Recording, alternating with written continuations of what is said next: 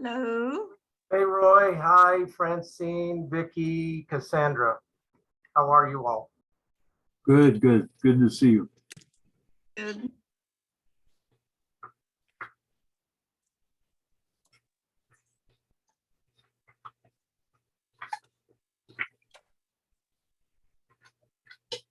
We'll wait just a few more minutes and see if we get any more people to join us. Okay.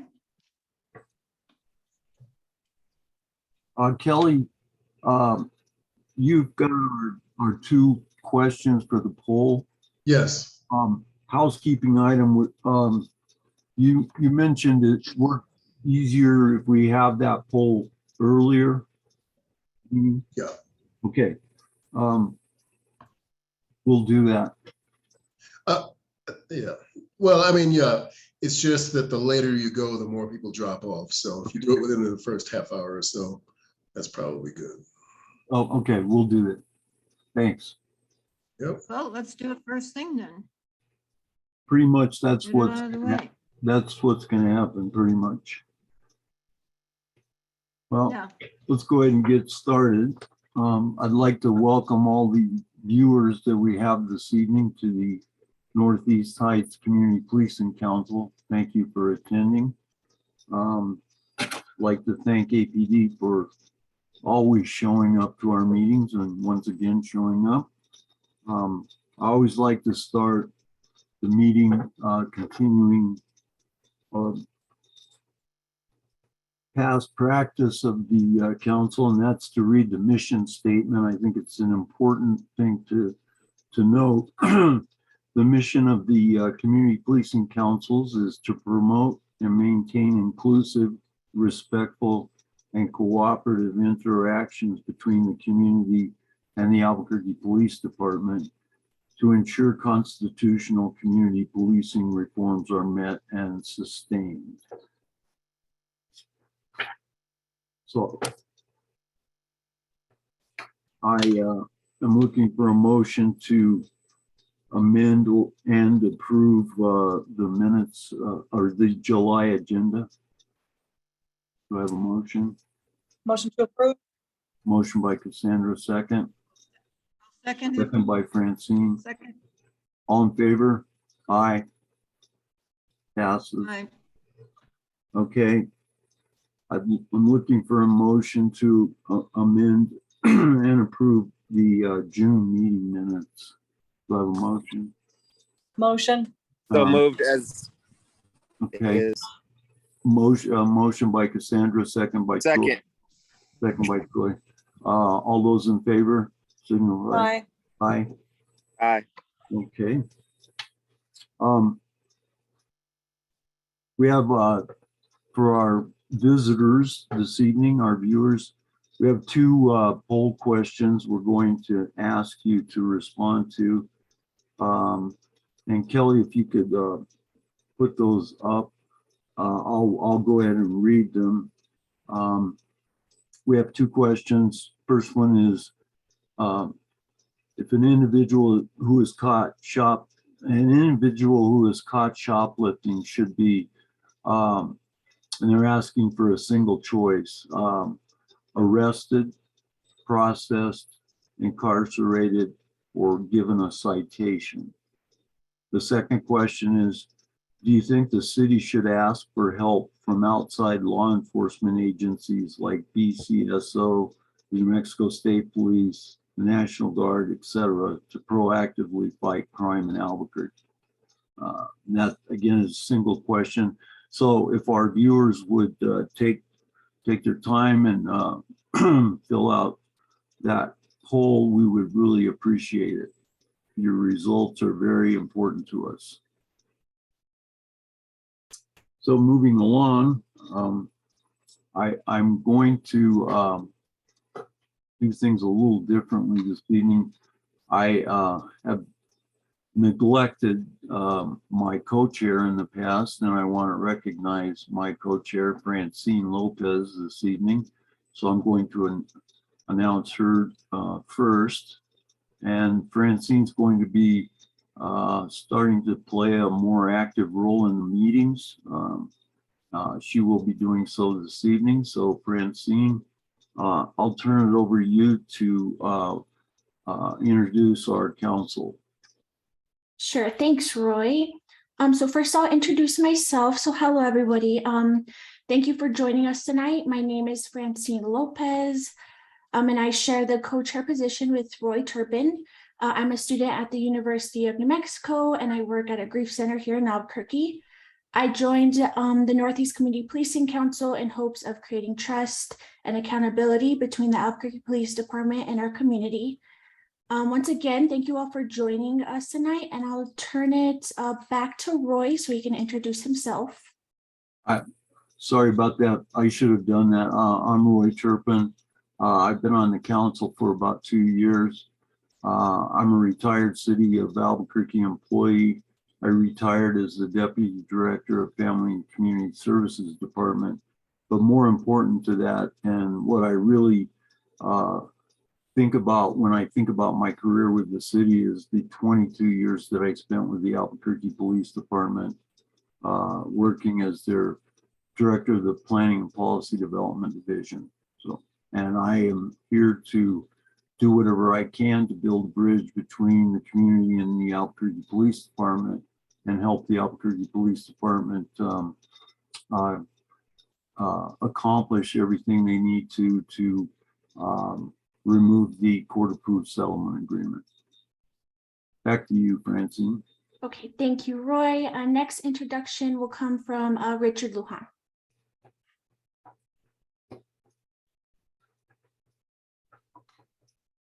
You are muted, Rick. I didn't hit the mute hard enough.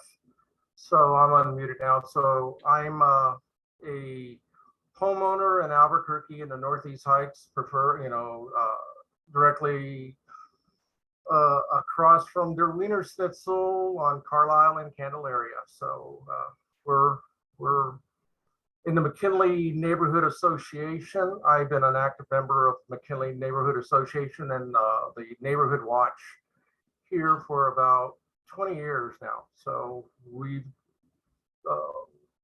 a little lax and a little haven't had very much input from our membership. So I'm also trying to help bridge the gap between the APD and a neighborhood association in Bel Air and Hodgkins and a few of the others by being a member of the CPC. I work at Sandia Labs. I'm a automation and controls technologist. I upkeep a lot of the old equipment, so I try to understand that, there's a lot of old technology and a lot of new technology, and that's why we're here, is to mesh all of our technologies together. So thank you for allowing me. Okay, thank you, Rick. Next introduction will come from Vicki Williams. Hello, everyone. My name is Vicki Williams, and I have been a member of the Community Policing Council for the last 4 years after having gone through the Citizens Police Academy. And I just felt like I wanted to get involved in the community, help to, like Roy said, bridge the gap between APD and the community so that we are all working together to make Albuquerque a safe and prosperous city. Okay, thank you, Vicki. Our next introduction will come from Cassandra Morrison. Good evening, everyone. I'm Cassandra Morrison. I'm currently a professional realtor here in Albuquerque, New Mexico. I retired out of the Albuquerque Police Department as a sergeant in uniform with specialties in crisis negotiation, crisis intervention, and field instruction. I live and work in the Northeast Area Command, in fact, right down the street from the substation, actually. Joined the Community Policing Council at the same time Vicki did. We came on the same day. I had the benefit of going through the very brief, abridged version of the Citizens Police Academy, even after doing 20 years on law enforcement. But happy to be here. Welcome, everyone. I look forward to the open discussions this night. Thank you, Cassandra. Our next introduction will come from James. Hi there. Good afternoon or good evening, everybody. Glad to be here. My name's James Santa-Steven. I am a homeowner, a business owner for 32 years now. And I am coming on board, I guess since November, about 8 months now, and am more of the voice of the business community. And of course, very involved with our neighborhood association. But I am in the trenches every day, and again, the same thing, trying to come together to help our get our city back. Boy, it's just not what we're used to, but thank you for having me. Thank you, James. And last but not least, our next introduction will come from Troy Taylor. Hello, everyone. My name is Troy Taylor. I've been on the board for 5 years now. Originally grew up in El Paso, but Albuquerque's been second home for me for many, many years. I've been here for officially 11 years, and out of my lifetime have traveled, been blessed to go to 32 of the different states out of the 50. Worked in most of them, gone to college in some, and realized that all the cities have problems and issues. And it's up to us to try to make a change, try to be a voice in those processes. A lot of the cities have the same issues, just different facets to it. Being here in Albuquerque, I'm a father of 4. So this is home for me. And I really know what Albuquerque used to be back when I was coming to visit my grandparents. And I know what it can be, the potential of what Albuquerque can be. But right now we're just in this rut. We're challenged in all aspects. So part of being on this board is to be a voice for you if there's concerns or issues that you want to bring up specifically with things in your neighborhood or things in the city. Please don't hesitate to share it with us. We will find an appropriate time to address those concerns and those issues. But we want to be that voice to make sure that we're all in this together. You know, it takes a village to raise children, and we're trying to do that as a team. So if you have any questions, issues, please share it with us. Thanks. Okay, thank you, Troy. Also, Francine, would you like to introduce our guest speaker today? We have a very interesting speaker. Looking forward to hearing what he has to say about such things as shoplifting and assisting APD. So without further ado, Francine. Yes, of course. Okay, so tonight our guest speaker is Aaron T. Jones. Thank you for joining us tonight, Mr. Jones. We really appreciate your time. So Aaron Jones is a native New Mexican who began his security and law enforcement career in the Los Angeles area in the early 1990s. Jones later went to the police academy and became a police officer in the city of Los Angeles. He returned to New Mexico in the late 90s and became a deputy chief.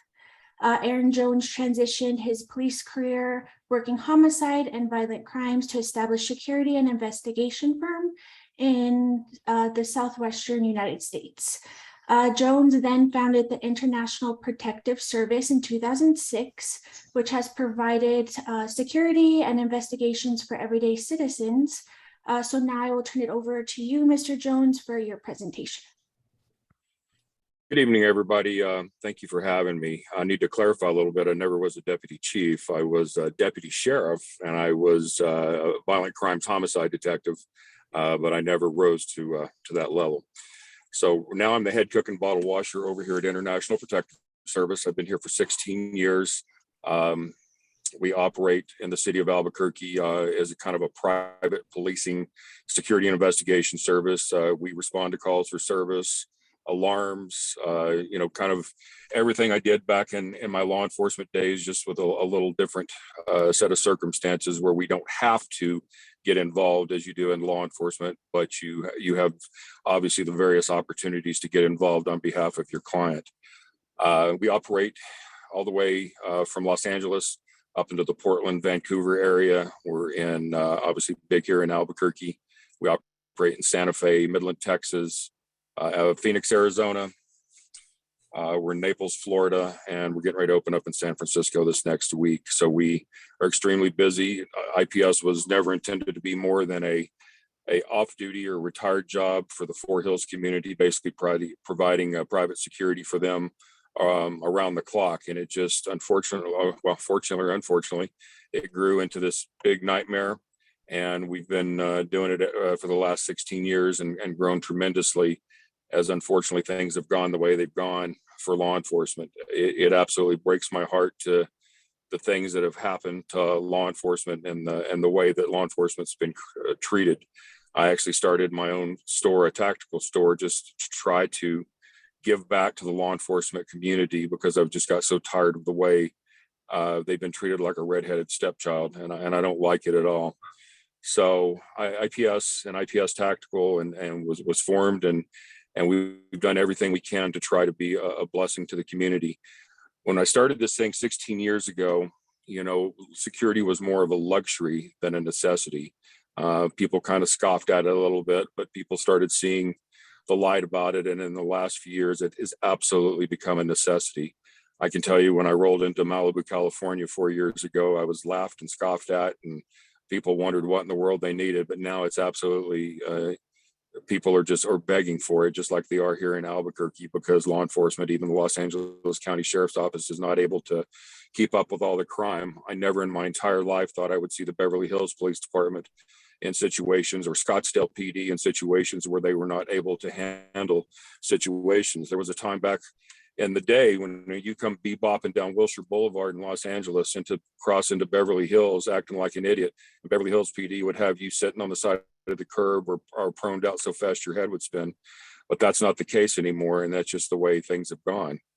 Unfortunately, there's bad apples in every type of profession, and unfortunately, there's been a few in law enforcement as well as every other profession, and they've ruined it for all of us. And things that have happened, and the world has become into such a liberal state of being, unfortunately, in my opinion, of course, that things have just gone to crap, to put it mildly. So we have basically tried to fill a void and have been fairly successful at it.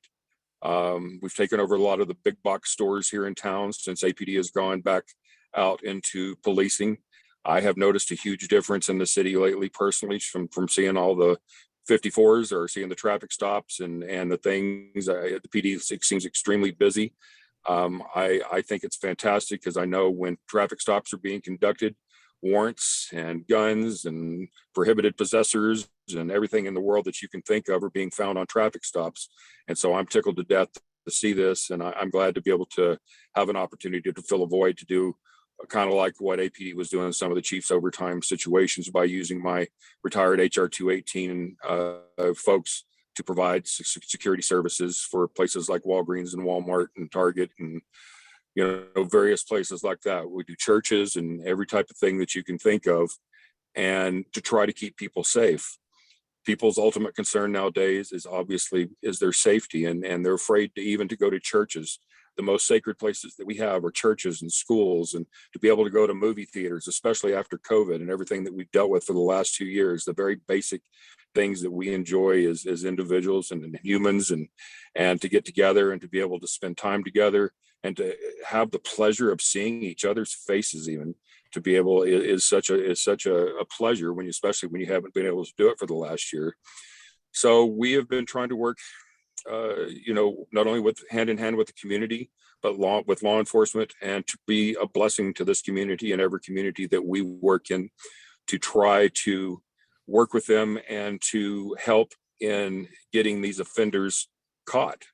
And, looking at your questions tonight, I can tell you, as a young man, all it took for me one time was doing something stupid and ending up in a jail cell for a short amount of time for something stupid. And I tell you what, it got my attention, and I decided right then and there that is not who I wanted to be, and I never wanted to be there again. And I think it's a huge mistake when we don't take action on offenders. I think that people should get an opportunity. If they want to break the law, I think they should get an opportunity to be arrested, processed, and booked into a jail. And if that means spending the night in jail, then so be it. But that is what needs to happen in this community. There's so many things that this federal consent decree has absolutely crippled our police department.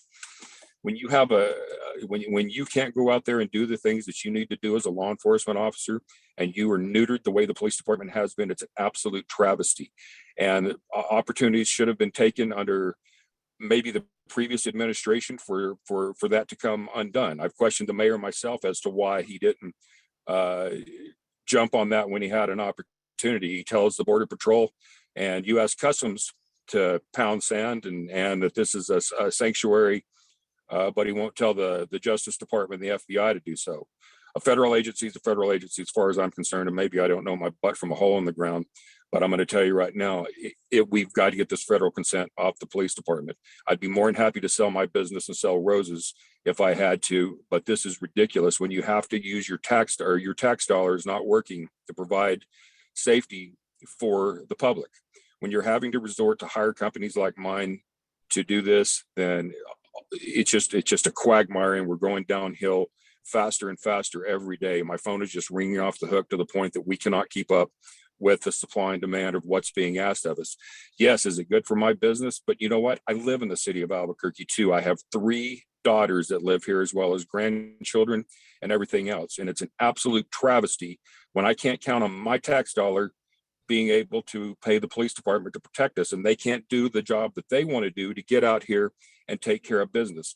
Cops don't get into this business to make money. Cops get in this business because they're warriors, because they have that warrior mentality and they want to take care of their fellow man. And there is no greater gift that you can do to risk your life or even give up your life for your fellow man. And that's what they want to get out here and do. I've talked to several of them personally, and I mean, I've been around them for the last 30 something years. It doesn't change whether you're in New York City, you're Los Angeles, or the Valencia County Sheriff's Department or APD or anywhere else. Police officers are out here to do a job, and they do a damn good job of it. And we need to give them the opportunity to do that again. And we need to do everything we can to rise up as a community and as a group to support them and to support anybody and everybody that is out here to try to make a good difference.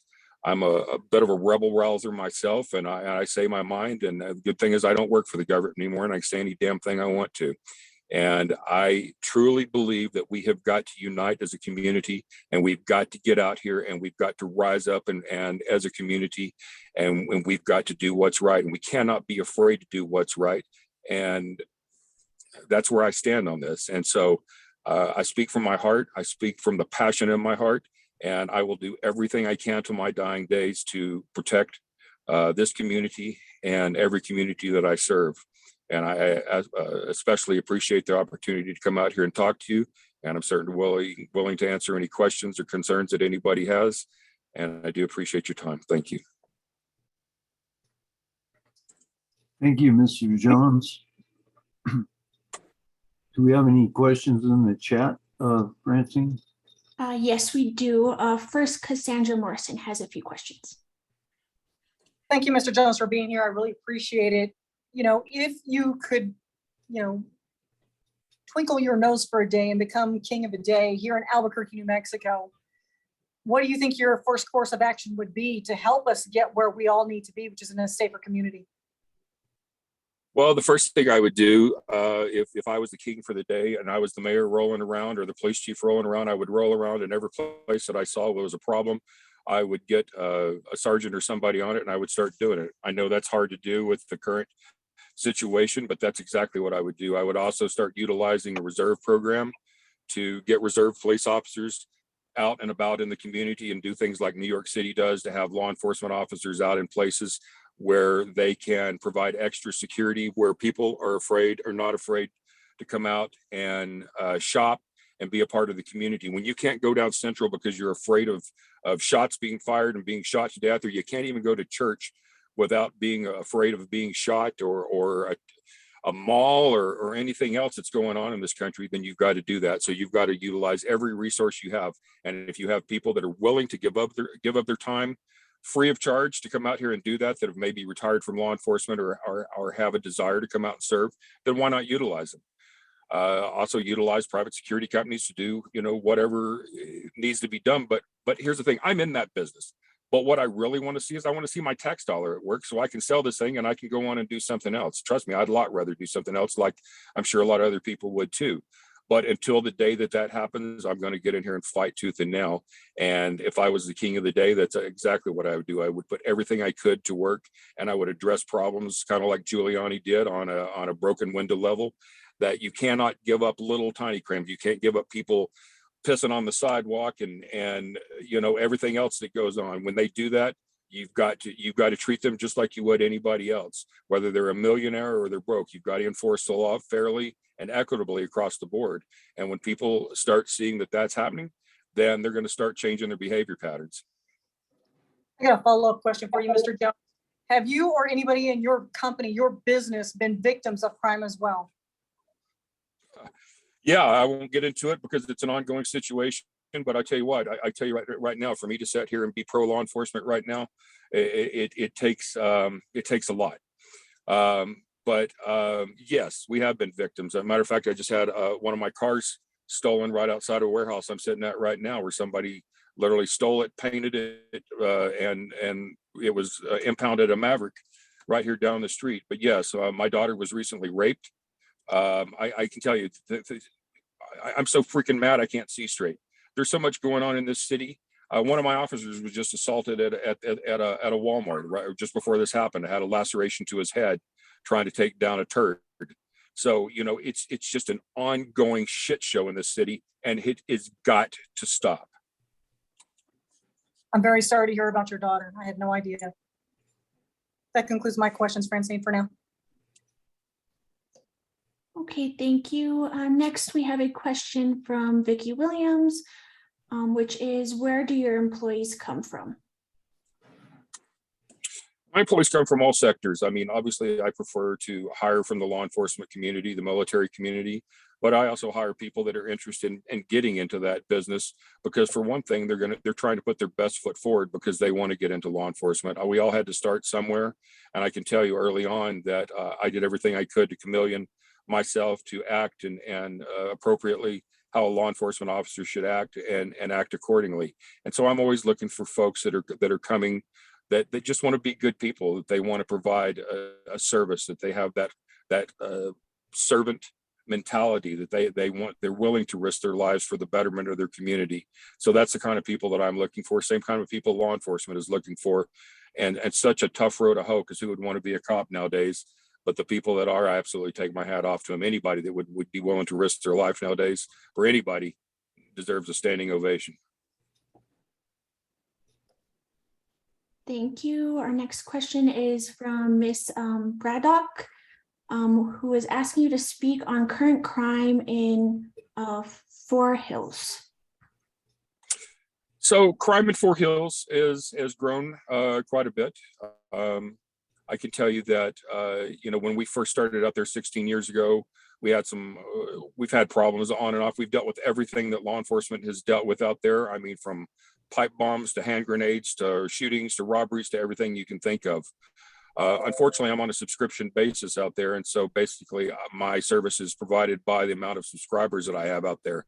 However, the entire community depends on our service. And I will tell you that because of the fact that we have a 24-hour presence out there and have for the last 16 years, 24 hours a day, Fort Hills is probably one of the safest communities in the cities per capita or per area command, just because of the simple fact that we have an ongoing presence out there. So I'm very proud of the things that we've been able to do in Fort Hills and to keep that one of the safer parts of the city. We have a phenomenal relationship with APD. They've been great to us, and we would like to think we've been good to them as well. We've caught drug houses out there. One of my guys was involved in a situation you guys will probably remember a few years ago. He's a deputy sheriff now, but he was involved in a situation where 3 kids were killed out there, and he was out there dealing with an active shooter situation as well as doing CPR on 3 dead kids, trying to bring them back to life. The lapel video would absolutely make you lose your mind to see it. And police officers and people that have seen this kind of thing, it's just unbelievable. We've dealt with everything out there that you can think of. We've had pipe bombs in mailboxes. We've had people walking up in the windows and shooting people. So I mean, we've literally dealt with anything and everything that you can imagine in the last 16 years, and we're darn proud to be there. Thank you. Our next question is from Ms. Williams. Have you had conversations with the mayor and the chief regarding how you can help? Yeah, I've had some very pointed conversations with him. I'm also on the Crime Stoppers board, and I point blank the mayor, like I said, just about the fact that telling him that if you can tell the border patrol and whatever that make this a sanctuary city. We've seen just exactly what happens when you have sanctuary cities. If you allow people, how can you enforce a burglary if you're letting people into your house?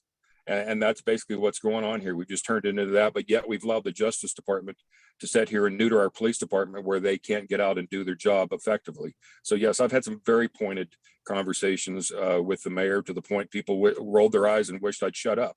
But you know what? That's not my job. The job is to speak up, not to shut up. Okay, our next question is from Miss Schwartz. And she's asking, how would you describe your relationship with APT patrol officers? Absolutely fantastic. I couldn't ask for these guys. These guys are out here, guys and gals are out here risking their life night and day. Absolutely fantastic. Do you run into sometimes that maybe are lazy or whatever? Yep, absolutely. Just like you run into some of my guys that are the same way. But as a whole, absolutely fantastic. Them, BCSO, state police, everyone is out here trying to do a job, and knowing that every time that they lay hands on somebody, that they've got an internal affairs investigation coming behind them for any type of situation, whether being handcuffing, pulling a firearm, using any type of impact weapons or anything. I mean, a takedown, anything. So just the fact that these guys are out here risking their careers, risking their bank accounts, risking their freedom, just unbelievable. So I have nothing but praise for the men and women of the Albuquerque Police Department, especially the rank and file. Thank you. Our next question is, how do you interact with APD when you detain an offender?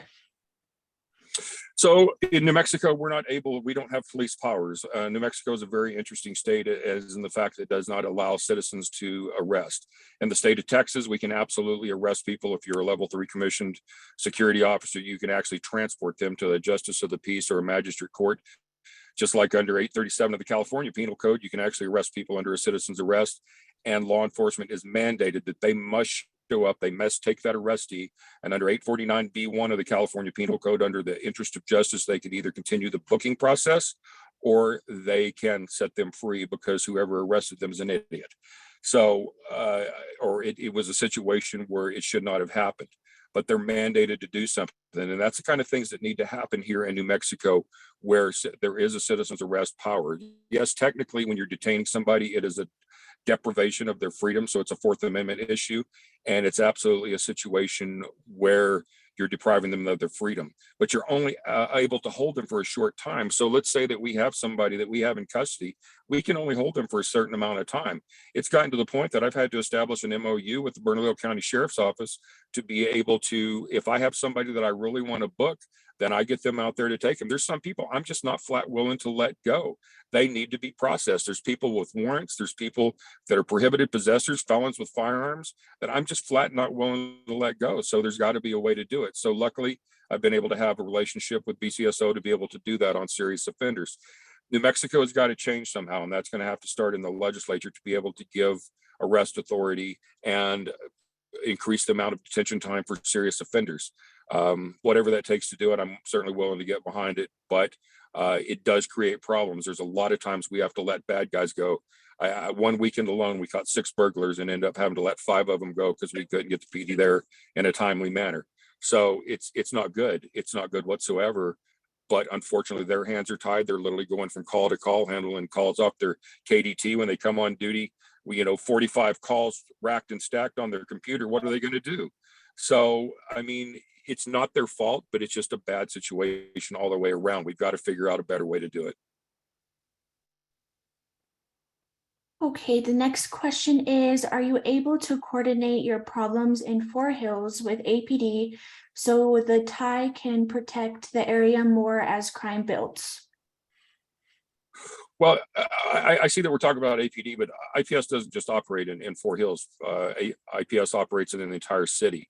So, but we can coordinate. We coordinate absolutely with APD in any way. I mean, we provide them information. We've taken down drug houses and all kinds of things by providing information based upon intel and stuff that we'll be able to recognize based upon our training and experience to do that. So yes, we work well with them anywhere in the city, not just in Fort Hills. Fort Hills just happens to be our baby because that's where we started 16 years ago. But we operate all over the city, all over the state, and actually operate from coast to coast and select cities along the way. So it is very important to have a strong relationship with law enforcement and the government as a whole. Mr. Jones, I have one question. Seeing that the CASA has been in effect for 7 years now, can you think of one thing or a couple of things that the city has benefited from in having that CASA agreement, be it training or be it something else that APD is better for having the CASA around for 7 years? You know, there's no perfect situations. I can tell you from working shootings, both internally and criminally, there's no such thing as a perfect shooting. And unfortunately, the way the world acts and because of the behavior, you know, all the way from the office of the president on down, when you start telling people that it's okay to act in certain ways and you start giving certain behavior okay to do it, you know, the president of the United States should not be involved in cases. People, they shouldn't be involved in predicting how the outcome of the case is, because the problem is with social media and everything that's out here nowadays, everything can get out here and get so blown out of proportion so quickly. We have that ability now to do that, to spread information around. And a lot of times that information may be false. Investigations should have time to do their course. If a cop has done something bad and they're tried, but they're innocent until proven guilty, just like anybody else is. And absolutely, if they've done something wrong, they should be punished to the nth degree, and maybe even more because of the fact that they knew better. There is no ignorance involved in a lot of these situations. So yes, they should. Has there been some good things out of it? Maybe so. But at what point do you say, gimme, and you start getting back to being able to enforce the law? Because pretty soon, if we don't get back to some kind of civility, it is going to be a Mad Max era. It is already getting down to the point of you're looking at movies like The Purge going, where do they come up with this kind of stuff? Where do they come up with things like Mad Max? Where do they come up with all these different things? Because you know what? They're happening in real life. And now they're happening in places that you never in a million years would have thought they would be happening. Places like Malibu, California, and Beverly Hills, places that never you would a million years thought that. But you know what? Albuquerque is just like any other place. It deserves the best policing and it deserves the best government support that it can get. I live here and I want it done just like everybody else does. So at some point you've got to give law enforcement back the ability to do their job, because it's just like anything else. If you don't correct action at the time it's considered, it just goes on and on and on. Just like I was talking about, that you have to be able to do rest, because an arrest is an emotional process. When your freedom's taken from you and you are booked and you're put through the humiliation of an arrest situation, that should get your attention. And if it doesn't, it means you're a problem to society.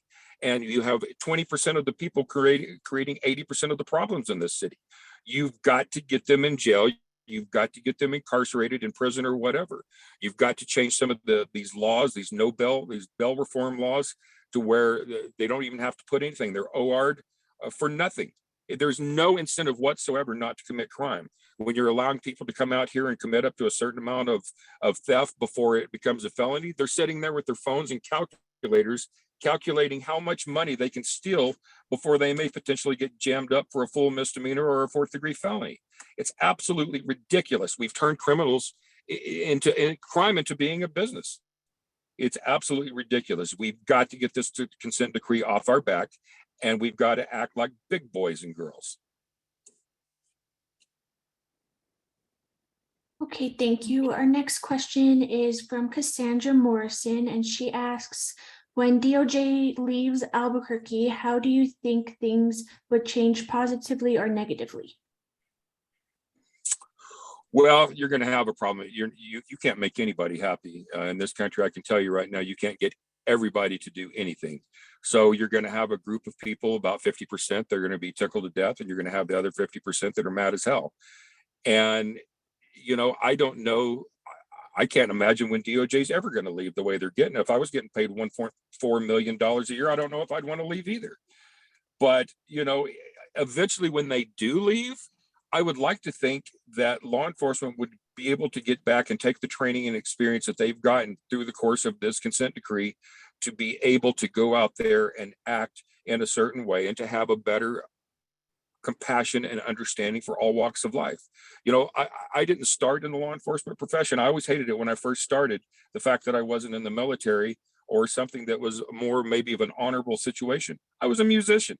You know what? I had been through everything you can think of. I've lived in my car. I've done everything you can think of. I have experiences, and I came from a very wealthy family. But I've had all experiences out there, and I can understand things from all walk of life. And I think basically what we all need to do is walk a mile in our brother's shoes and maybe have a better understanding. But on the same hand, I'm one of the most conservative people you ever meet. I mean, to the point that I just have absolutely no tolerance for BS. People have a right to come out here and live their life and to be able to have the feeling of freedom, especially to be able to go to the park or the store or church or anything and not to be able to afraid of being gunned down. And until that changes, this town is going to be an absolute disaster. So you've got to give law enforcement some kind of teeth back, and it's never going to make everybody happy. And are there going to be certain groups that feel like they're getting picked on? Absolutely. I feel like I'm getting picked on. I feel like I'm getting picked on because I don't have the ability to have my tax dollar provide my security and the well-being for my family. It's wrong. It's wrong that I should, and people should have to pay for companies like mine to be protected.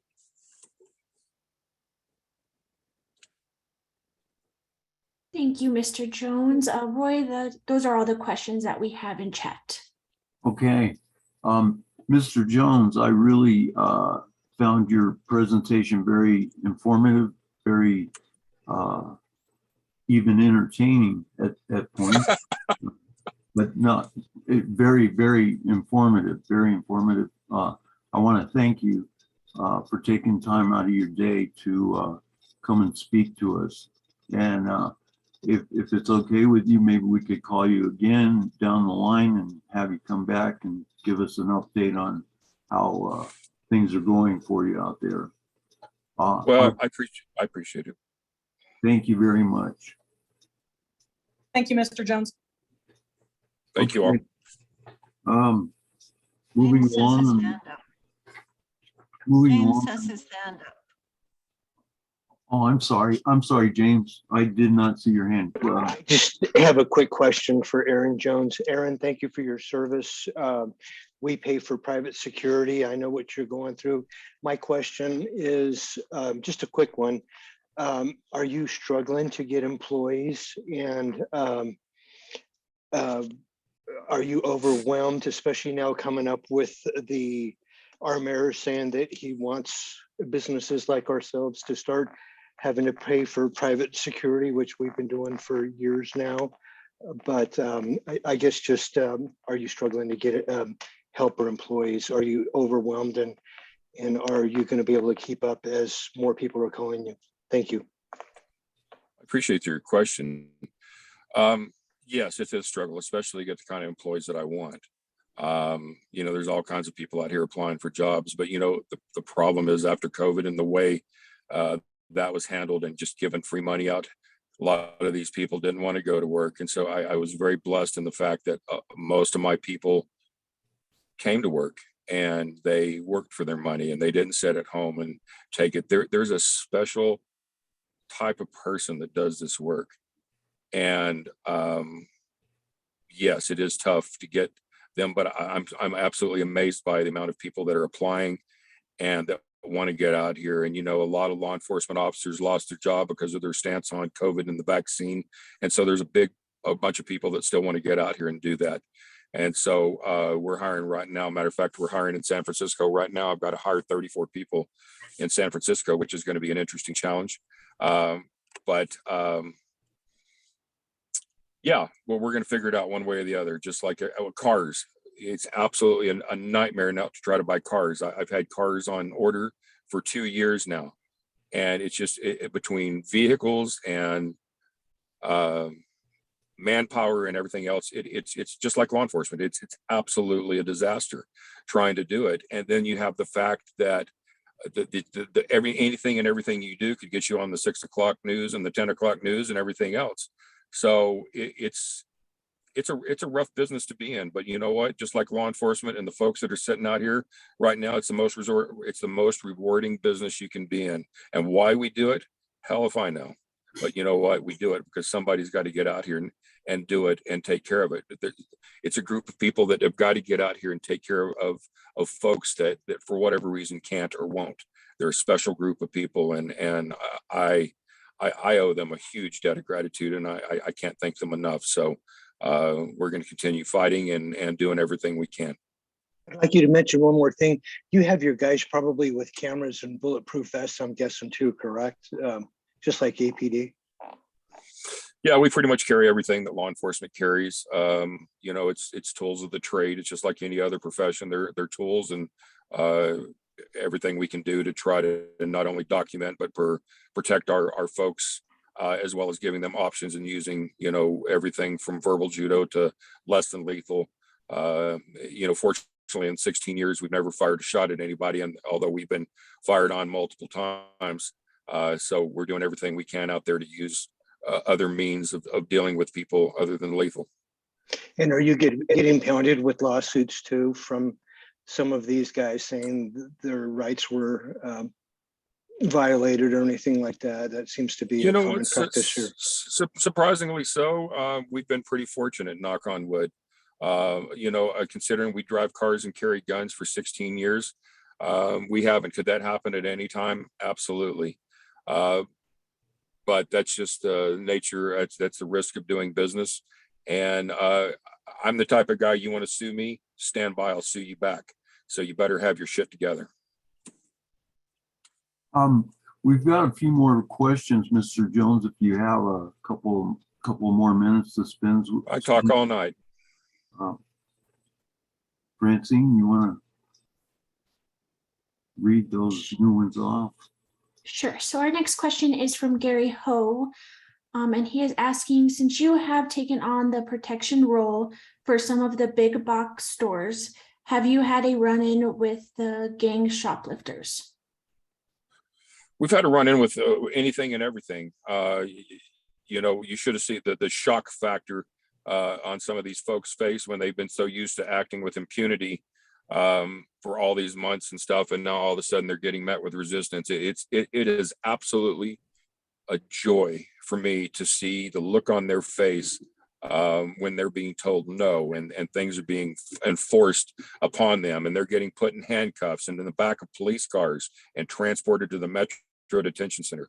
It absolutely does my heart and soul good. So yes, we enjoy it with a passion.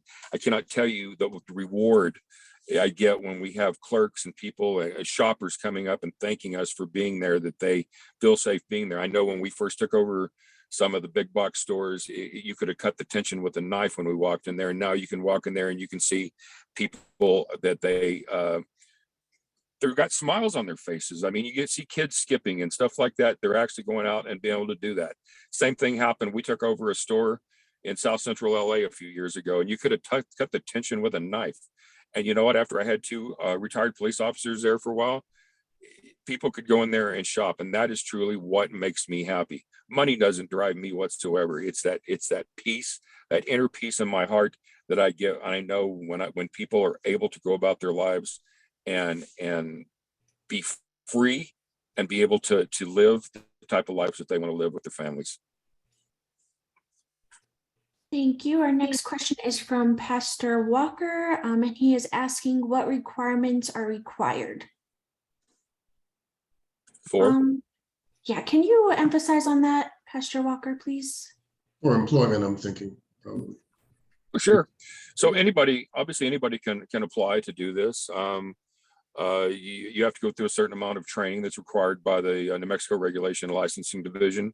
You have to go through a legal block. You have to go through a less than lethal training and being exposed to some of the less than lethal weapons, as well as going through a lethal training as well as use of force training and understanding. You also have to go through a criminal background check, as well as a psychological review. You also have to, in New Mexico, is surprisingly, New Mexico has it where you have to have at least a GED or a high school diploma to even go past a level 1, which is an unarmed security guard. So I think there's only about 1,400 armed security officers in the entire state of New Mexico last time I looked. But you have to go through a certain amount of training, and even officers that we get that just retired from APD, they have to go through this training as well, because they're transitioning from a arrest capability to be able to, do traffic stops, as well as telling people they're under arrest and go through an entire booking process, to a little more of a laid back situation. You're still risking your life to do it, but it's not a situation where you are commanded to take certain actions. It's based upon your training and experience and the policies and procedures of your organization as well as your client. I have a follow-up question to that, Mr. Jones. Where does the training take place for your personnel? So we actually have one going on right now. We've actually, at our corporate headquarters, we have a large training facility that we have. And so we have folks there going through, a training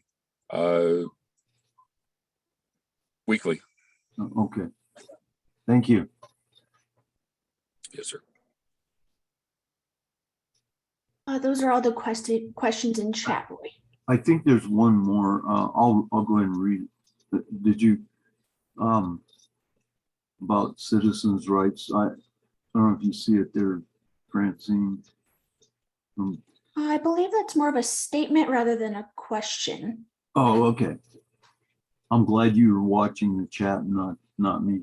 Again, What's the statement? The statement is, while citizens' rights are violated in parking lots, etc., and criminals are getting all the rights to complain against law enforcement when doing your job. Not fair to us or yourselves. accurate statement. Yeah. Well, once again, Mr. Jones, thank you very, very much. And thank you for staying a little bit longer to answer these last few questions. But good luck with your business. It sounds like you're really growing leaps and bounds. I had no idea, and I'm very impressed, and want to thank you very much. Thank you. It's an honor to be here. I appreciate you. Have a good evening. You too. Thanks, guys. You're welcome to stay and watch the rest of our meeting if you want, but if you don't, then that's perfectly okay too. I appreciate it. I've got a family event to attend, but thank you all so much, and I appreciate everybody out there. Thank you. Thank you. Okay, quickly to cover some housekeeping issues so we don't keep APD waiting too long. Do we have any old business to come before the council? I don't see any new business. I don't see any. Okay, Commander Greg Weber, it's always good to see you. Thank you for attending again. The floor is yours. Thanks, Roy, and thank you, Francine, and thanks to the rest of the panelists for always continuing to invite us to these meetings. I don't know, I sent it today, so I don't know whether you saw my email to you all today or not, but it says you thanked me for attending the meeting, and it is unfortunately in a bittersweet way. It'll be my last meeting as the Northeast Area Commander that I am attending. I am going to be retiring at in a couple of days, as a matter of fact, and so with that, we will be introducing you to our new area commander, and she is someone who some of you are probably familiar with. She worked up in the Northeast for 2 years as the night watch commander. So unfortunately, Graveyard probably attends the least number of community meetings due to their schedule, but nonetheless, I'm sure many of you will recognize Deanne Otzenberger.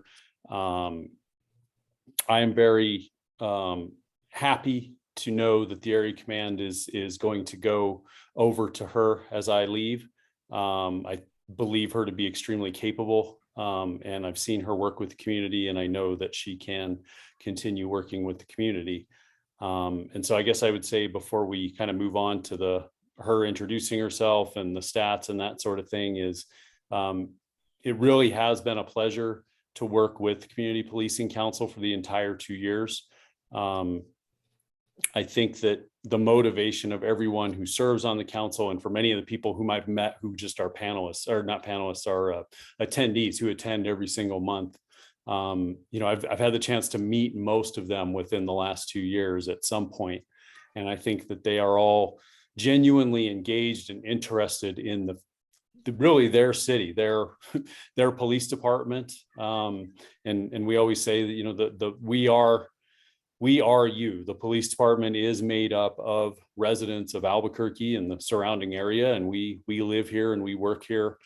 We raise our children here and all of those things. And so it's nice to interact with the community in that way, and to hear from you about what you want from your police department. And I think the presentation tonight was maybe a way of I sort of gauge when people's comments and their questions and so forth, where the community's at and what their concerns are. And I would just highlight again, and I've said this before, the police department really doesn't set policy. You had a poll question up about, should someone, who's stopped for shoplifting be arrested? Should they be cited, et cetera? Law enforcement does have some discretion, obviously, over whether they go to jail, whether they do something else. But not as much as I think sometimes people think. A lot of those rules are set by the legislature, and we have to comply with those rules. And the officers, one of the frustrations that the officers always experience is they will make an arrest, and then they'll go to take them to jail, and the person will say, they'll make some type of complaint about something that there's no evidence to support. And the next thing we know, we're sitting on them at the hospital for 4 hours while they get checked out, while all these things happen. And then we take them back to jail. We go through this whole process. And before the officer is even done writing the paperwork, I mean, you've probably heard people say this before I'm done with my police report, the offender's been released. That really does happen, because by law, there are certain crimes that the jail will not hold them for. And so, the whole process can start to feel futile to the officer and to the citizens who watch this stuff happening. But I'm extremely proud of the work the officers in your area command do every day. They make arrests every single day. And it is not from a lack of effort on the police department's side, in my opinion, that has resulted in people saying, hey, it's a shit show, or it's, you can't walk down the street without feeling a little bit terrified. People have expressed that to me before as well. And I would say it's definitely not from a lack of effort from the police officers. So thank you again, Roy, and to the panel. Well, Commander Weber, I've enjoyed working with you the 2 years that I've been here. I really appreciate your always showing up to our meetings. I've been to other community policing council meetings, and their area commanders don't show up as regularly. And that's much appreciated here at the Northeast Heights. And I'm going to miss you. I hope you're going on to bigger and better things, and or at least more peace in your life. But thank you very much for your service. Thank you. Very nice to meet you, Commander Otzenberger. So I guess I'll turn it over to you. Good evening. It's going to definitely be some big shoes to fill. Commander Weber has done a fantastic job, not only, to address problems in the Northeast Area Command, but he has been an amazing and phenomenal supervisor. I can honestly say, having worked for him for several years, that there's not somebody who probably cares more about you guys, about the crime, about Albuquerque. So again, it's going to be big shoes to fill for sure. I'm looking forward to, and I'm grateful for the support that the Northeast, has from you guys. I know that I felt that the last time I was here. I know Commander Weber mentioned that tonight, and I can see it. And definitely, I think, you know, as long as we maintain that relationship and we're both working towards the same goals, I think we can, you know, still work to get things done here. Like Commander Weber said, you know, we are residents here. We are you guys. I have children here. I'm a resident here, and I'm from the Northeast. And so I take a personal interest in this. And, you know, definitely like Mr. Jones mentioned earlier, law enforcement is a special breed for sure. I, at times in my career, you know, coming up on 20 years, have asked myself, why on earth would I run towards that? Or why on earth did I, you know, so willingly go to that call? And certainly I think the officers are doing a job that most either could not or would not want to do. You know, and occasionally you see that from our brand new officers. You occasionally, and you know, years may pass, but there's always that officer who turns and runs away from the threat. And it's just not for everybody. And these guys want, and I see it day in and day out, these guys want to do a good job. They want to do what's right. They want to solve problems. And I'm hoping that we can get back to that, where we can start enforcing things the way that we used to in some ways. So I look forward to working with you all, and good luck to Commander Weber on his new adventure. He definitely will be missed. Thank you. Thank you, Commander Otzenberger. And really want to reassure you that if there's anything that we can do to help you, we are here. I notice Vicky has her hand up. So Vicky, would. Yes, I'm just wondering for the community members that are on the Zoom, Commander Otzenberger, can you mention the two community events that are going to be happening? I believe it's this month. Ice cream with a cop, or I think there are two community events where we can get together and meet some of the officers. And will you be present at those? So I'll let Angie Casillas go ahead and speak to that if she's still on. That way she can give you all the details. But yes, definitely, I do intend to be out there, because I would like to meet you. I do see some familiar faces from the last time I was here, but I'll let Angie speak to the events. Hello, everyone. Yeah, we have two events coming up next week. One is a snow cones with a cop, and one is a ice cream with the cop. They're both being hosted by Walgreens. The first one is on July 20th. It's next Wednesday from 3 to 4 at the Walgreens at Carlisle and Manal. And the second one is going to be on July 21st from 3 to 4 p.m. also at Walgreens. And that one is going to be at San Pedro in Manal. I have a question for you, Commander Otzenberger. We have the Northeast Sites Community Policing Council has been diligently working on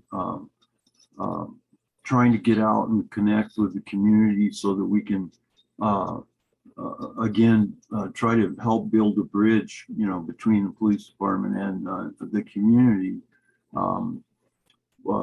Would it be okay if we handed out some flyers at these events regarding our Community Policing Council? I don't see any issue with that at all. To try to get more involvement, I think that's a great idea. Okay, we'll work on our end to get some of our people out there. I'll be there. So thank you very much for allowing us to do that. Okay, Sergeant Sims. We did have one question that was unaddressed. It seems pretty important. Oh, okay. I'm sorry, I missed that. From Karen Schwartz of the Northwest Council. She says, what is the worst crime, or maybe an example of some crimes the jail will not hold you for? So talking about the worst crimes, I think that's, you know, years ago, we used to arrest people for shoplifting, and, you know, when we could issue them a criminal trespass notice, and then we would let them go, and they would return to shoplift from that same store, we used to arrest them for commercial burglary, which obviously became a felony crime because their authorization or right to be in that business had already been withdrawn on the previous occasion. And now we can, determine that the second time they were returning, it was to steal. So, at some point we got away from that, and they decided that we should not be charging that heavier crime, and we should be, issuing citations. And at the time, I remember thinking, this was years ago, thinking that was unfortunate. And I get it. I don't think shoplifting necessarily is the worst crime that somebody could commit. I do think there's different levels though. Is this a teenager who maybe was stealing a pack of gum versus, somebody else who is shoplifting to support a drug habit or something to that effect? I think there's a difference in that. And so when we talk about, minor crimes and what people are being released for, I think it's kind of relative to the situation that's going on.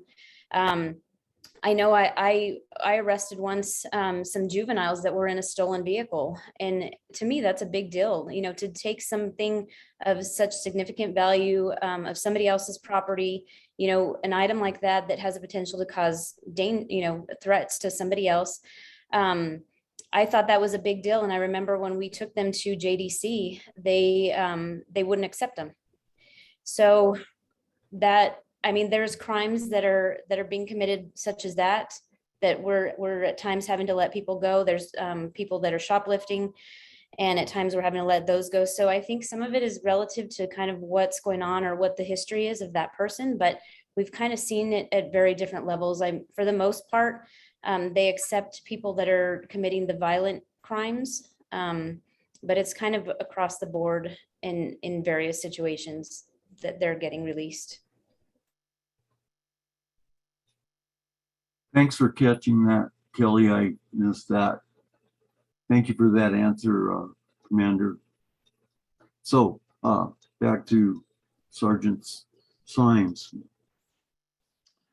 All right, for the statistical report, do we have the stats to put up on the screen? Yes, we do. Let me put them up right now. Okay.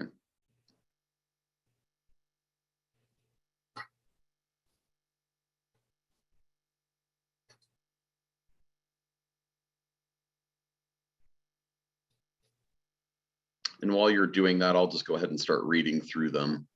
In terms of property crime, larceny in June, we had 144 reports, auto burglary 32, residential burglary 33, commercial burglary 57, auto theft 143, and disturbance calls 581.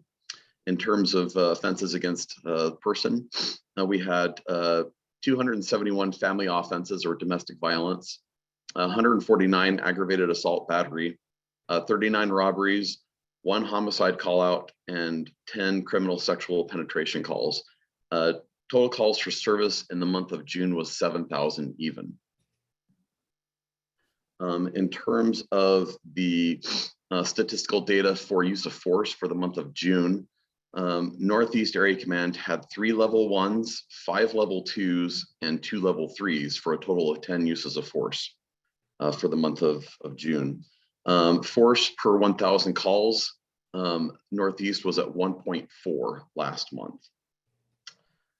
And the breakdown of the types of calls citywide associated with use of force events, on-site suspicious person and vehicles 7, family dispute 7, disturbance and aggravated assault and battery both had 5, suicide and wanted person both had 3, a welfare check, behavioral health, traffic accident, no injuries, shoplifting, and SWAT activations all had 2. Theft, fraud, embezzlement, fight in progress, child neglect, stolen vehicle found, bait vehicle theft, auto carjacking, stabbing, narcotics, armed robbery of an individual, drunk driver, on-site auto theft, domestic violence escort or violation, armed robbery, commercial, and suspicious person and vehicles each accounted for 1. And if you have any questions, I would stand for that at this time.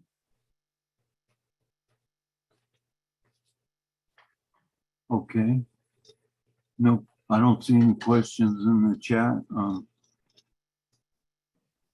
There are the numbers. If anyone wants to take a look at So them. Roy, Yes.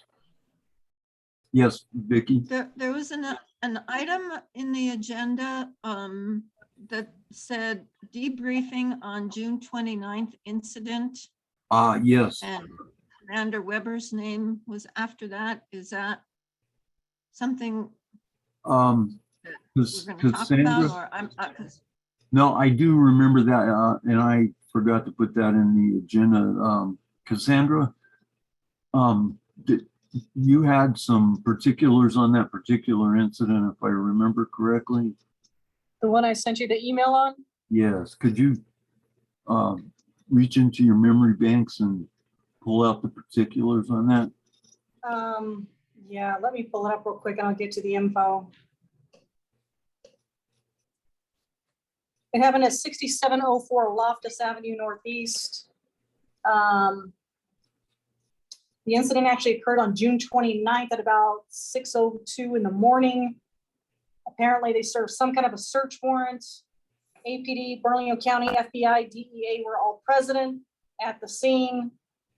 They were here for a number of hours. They did take one person away as well as some bags of evidence. That's all we know.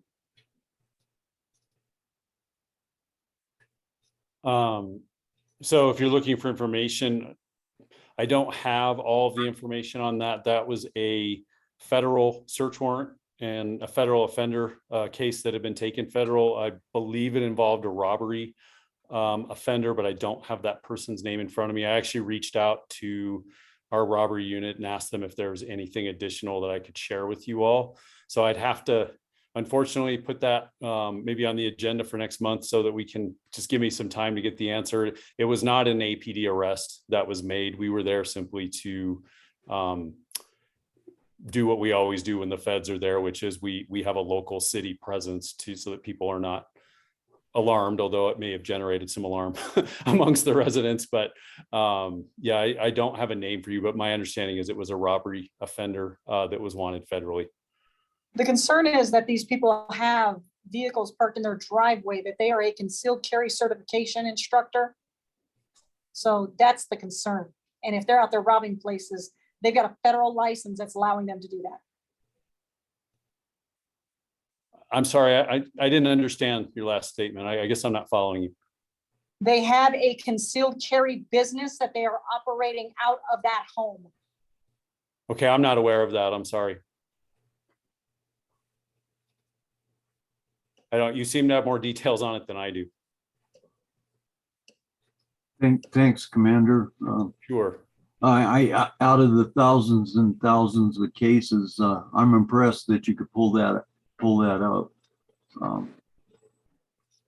Thank you. Can we keep that on the agenda to get more information on it? Yeah, if you all could, I guess Commander Otzenberger, if you could find out whatever you can on that, we would appreciate it. I'll follow up with robbery again. Okay, thank you. Okay.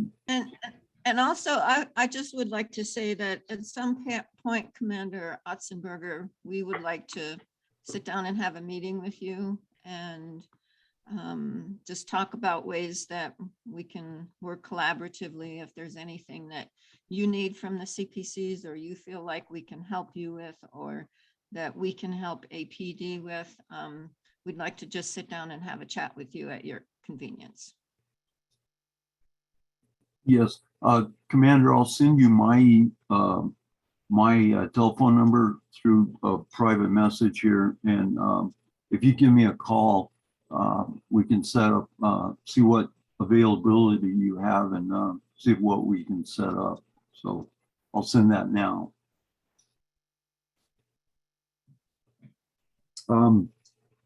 I'd like to, at this point, if Kelly, if you could show the results of the poll.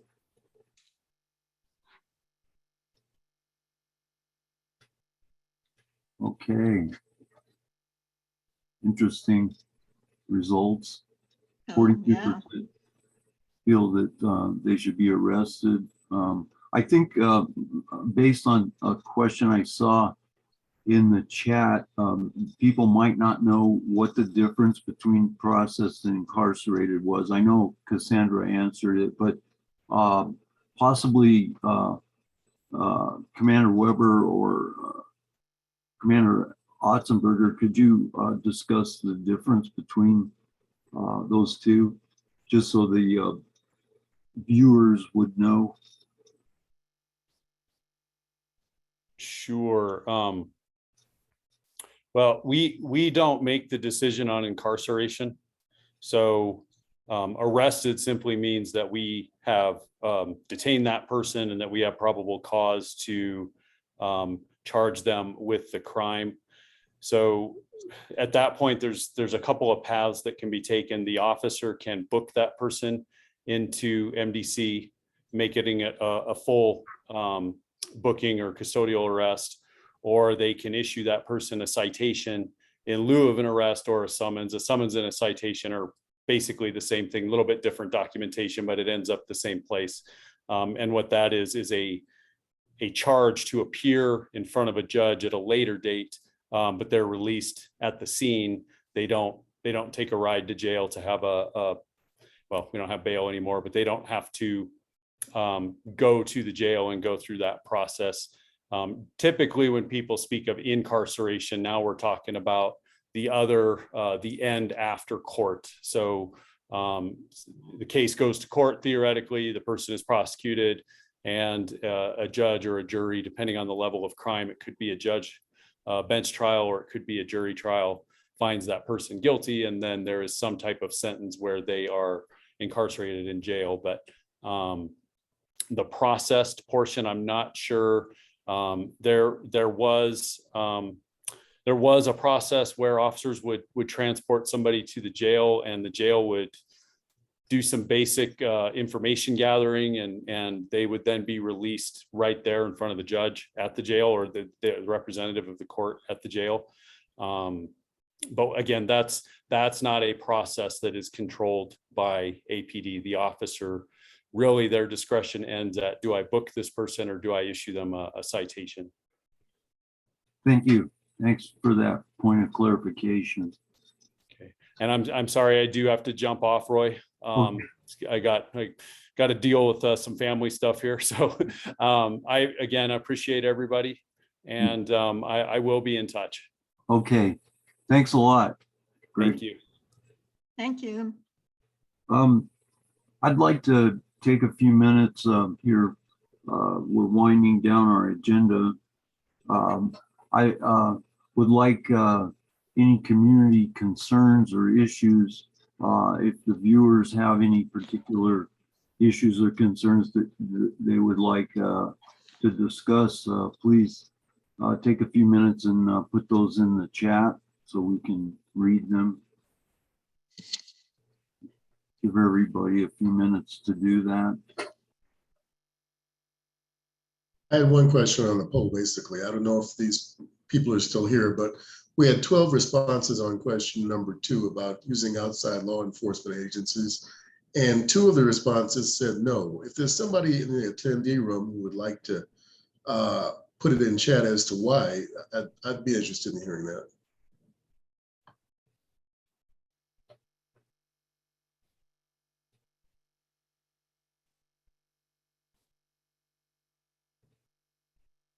So far, I'm not seeing anything pop up yet. 1 or 2 more minutes.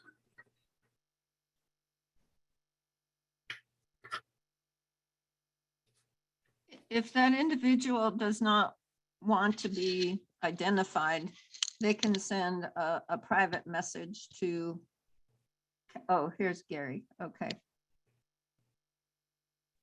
Oh, I'll read it. Gary wrote, I voted no, but it's a territory thing. Each group has its own jurisdiction. Commander Otzenberger, I could take a stab at it from my past experience, but I've been out for a while. So would you care to take a stab at jurisdictional issues? I know state police has, or used to have jurisdiction statewide. Same thing with Bernalillo County, countywide. Can you put some more flesh on those bones? Sure. So, yeah, state police handles, I mean, obviously they have jurisdiction in the state of New Mexico. APD is going to be the city of Albuquerque, the county of Bernalillo. Bernalillo is typically going to be, I mean, they could be Bernalillo County wide. However, they don't handle a lot of the calls or things that happen within the city limits. They leave that to APD. So I think just based off manpower alone, state police typically doesn't enforce a whole lot in the city unless we've called them to kind of assist with something, or they're dealing with something on the freeway. But within the city limits, you're going to see APD for the most part. Kind of the outskirts of that is going to be BCSO, and then farther out from there is state police. But certainly any of those entities could help us. And you've probably seen, you know, even in some of the protests that we had quite a time back, you know, we were using all of those agencies. I know Rio Rancho has at times been pulled within the city to assist as well, but that's typically done through an MOU with the city. So just a memorandum of understanding that we will work in conjunction with each other, but it's going to typically be APD. Oh, thank you. I imagine you still have task forces and whatnot where you have representation from the different law enforcement agencies working on a common problem. That's probably still going on, right? That's correct. We do have task forces that, you know, are kind of multi-jurisdictional that work on different things. Yes. Okay. Thank you. I think this may be from the other person who answered no to statement. The more involved, the more money we need to spend. I think I don't know if it would necessarily cost more money because each agency's budgeted for a number of officers that would be on duty at any given time that could assist officers from a different agency. If it was a special project, then that might run into possibly extra money. But again, Commander Otzenberger, if you have anything to add to that, please do. I mean, there's nothing that is kind of coming to my mind unless there was something maybe more specific or more specific directed question. But, you know, there is times where we do offer overtime specifically for officers to address a certain problem. And one of the things that kind of comes to mind is like the traffic issues or the racing. You know, we will throw out overtime assignments for officers to elect to do to address certain problems like that. I know they're talking about some of that stuff kind of in downtown as well. So that's always a thing. Okay, thank you. I don't see anything in the chat as far as community concerns. James, you have your hand up. Yeah, I think to clarify that question, I believe it was in the last 2 years, was it Michelle Lujan Grisham that encouraged or had the state police come out for about a month to help out? I remember they were staying in some hotels, but clearly we don't have, in my opinion, the numbers that we were given today, and they weren't on the screen for very long, but even auto theft is way out of control right now. And we've been in the top 5 in the last 10 years. And that trend seems to be creeping up. I'm a business owner, and I can tell you I'm on different boards and they're not even calling police anymore. So those numbers are certainly not reflective of what's truly going on in the city. And even the mayor this last week recognized that Coronado Park is just out of control. But it's not to disrespect the police, it's you need help. And certainly there's not a lot in the pipeline right now as far as hirees coming on, but I think we could use some help. I'm kind of surprised you're having an ice cream social at that Walgreens on Manoa and Carla, that's kind of close to me, but hopefully that'll help curtail. Man, the city's just in rough shape. So thank you for your service to everyone. I didn't want it to sound any sort of disharmony, just certainly sharing my opinions. We also have a location next to BIOS, and just watching people day in and day out carrying TVs out of the rent to own and the big lots, and it's just so disharmony as me almost being 60, just watching the city go downhill. And I really appreciate everything everybody does. So thank you. A point of clarification, James. The reason that the numbers may look different is what we're being given are, I believe, we're dealing with CADS numbers, computer aided dispatch numbers, and not National Incident Based Reporting System numbers. So APD can't give those to us on a monthly basis at this time. So that could be a possible reason why there's a difference in what you might think they should be.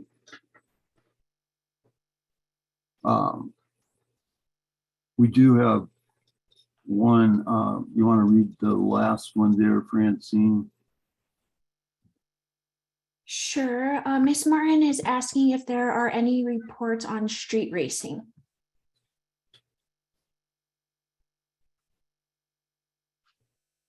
So I don't have any reports on street racing unless Symes, unless Dane, you have anything. But it kind of ties in with one of the other questions or one of the other statements as to there's so much street racing. Are the penalties not strong enough to deter this?